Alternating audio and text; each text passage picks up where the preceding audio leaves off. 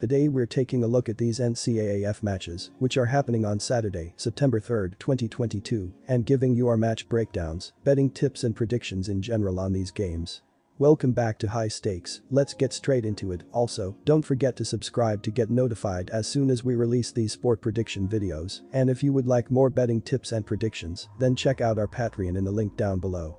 Our new Patreon is a way for us to help you improve your chances of making more money. Multiple plans are available for each and every one of you. You can get 30 extra betting picks all the way up to 360 extra betting picks per month.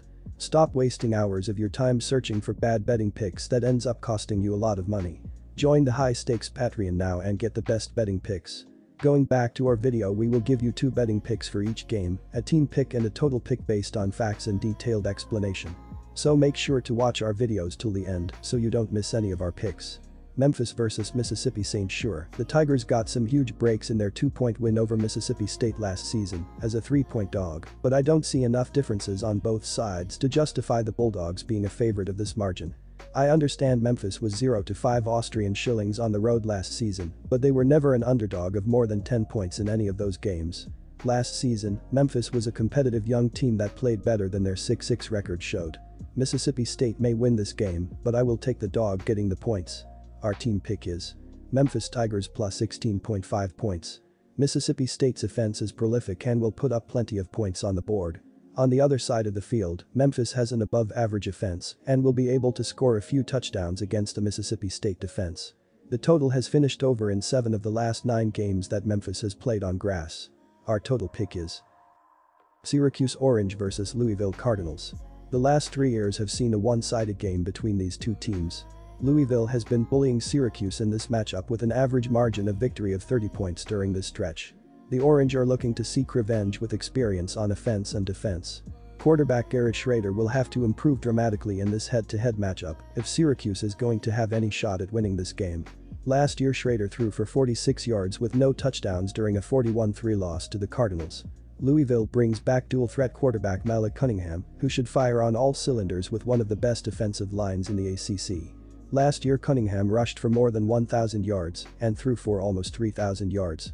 It's safe to say he is one of the most feared QBs in the ACC. The Cardinals will also feature a running back group that accumulated more than 1,200 yards rushing in Jalen Mitchell and Trevian Cooley. The defensive line is the strength of this Cardinal defense, bringing back 6 linemen who all have starting experience. A key returner on the line is defensive end Yasser Abdullah, who led the team in sacks with 10 and was the 4th leading tackler on the team.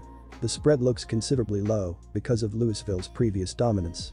Louisville's 6-7 record last year doesn't tell the true story of 2021. The Cardinals endured 4 one-score losses that could have gone either way. On both sides of the ball, Louisville should dominate. I will side with the Cards to cover and continue their dominance against the Orange. It should also be noted that the favorite in this matchup is 8-0 ATS in their last 8 meetings.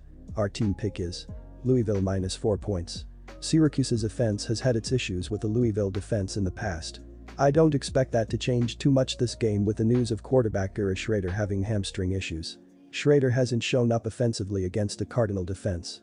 He may be on a short leash this game, so we could see dual-threat QB Carlos Del Rio Wilson in at some point. Either way, neither option seems like a viable option for points. It will be difficult to throw on the Cardinals secondary, which led the ACC last year in passing yards allowed. Keitrell Clark will headline the secondary, as he led the team in interceptions last year. I expect a big year for Clark being a top corner in the ACC. Even though the Cardinals are coming off of a 6-7 record last season, hopes remain high for this group given the talent that is returning. The Cardinals did lose their last 2 last season, and 4 of 6 overall, though their recent success against Syracuse should help. Taking them down by 38 points last season won't be forgotten by either side, while the overall series dominance by the Cardinals will help this group given that they'll be on the road in this one. The Cardinals lost a handful of games by 1 score or less last season, and with the experience returning, this could be a group that could turn some heads as the season progresses. Both teams' game plan will likely rely more on the run game, which could dictate the outcome of this total. Keeping the ball on the ground moves the clock moving and helps the under. Syracuse's strength on defense lies with the linebackers, which could help slow down the rush attack of the Cardinals. Louisville could counter Syracuse's run game by loading up the box to contain the run because it has a strong secondary that can hold its own even without much help. I will lean the under in this game. The Cardinals are bringing back 7 starters on the offensive side of the ball. One of the key starters coming back is Malik Cunningham, who last year went 209 337 for 2,941 yards and 19 touchdowns, but only had 6 picks. The leading running back outside of Cunningham is Jalen Mitchell, who last year carried the ball 155 times for 722 yards and 5 touchdowns.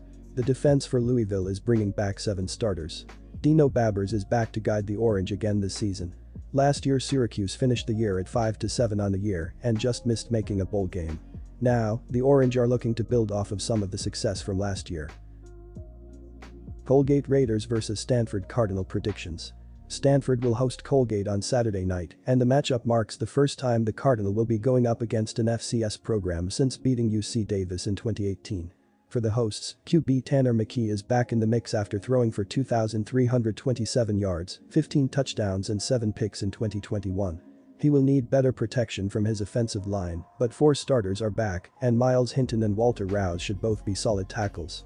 The biggest question mark will be whether they can generate a rushing attack after losing their top 2 RBs from 2021 to the transfer portal. Colgate enters Saturday's matchup after going 5-6 in 2021, and sophomore QB Michael Brescia will try to lead an offense that averaged just 18.7 points per contest in 2021. He's shown his ability to be a dual quarterback and tallied 594 passing yards to go with 588 yards on the ground as a freshman. Brescia totaled 9 rushing touchdowns and just 2 passing touchdowns last season, and we expect Colgate to use their running game in Saturday's contest. Stanford is favored by 40.5 points on Saturday, and the game total is just 7 points higher at 47.5.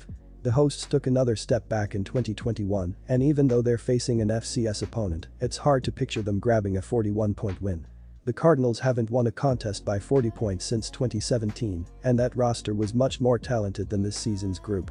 Stanford should win on Saturday, but this offense doesn't have enough firepower to blow the game open, and we predict Colgate can cover the plus 40.5 spread. Neither offense is going to light up the scoreboard on Saturday, and we predict the game will finish with fewer than 48 points. Colgate combined for over 47.5 points in 5 of their 11 matchups last season, but their games averaged just 44.8 points per contest. Additionally, they scored at least 20 points in 3 of those instances. It's highly unlikely they'll score more than 10 points on Saturday, given how sportsbooks are pricing the point spread. Stanford's defense wasn't great in 2021, but they faced 5 ranked teams, and going up against an FCS opponent will make things much easier. Both teams prefer to run the football, which should eat into the clock in the second half. We already discussed how Stanford's offense won't be able to put up enough points to cover the minus 40.5 spread, but we can't picture Colgate hanging multiple touchdowns on the hosts either.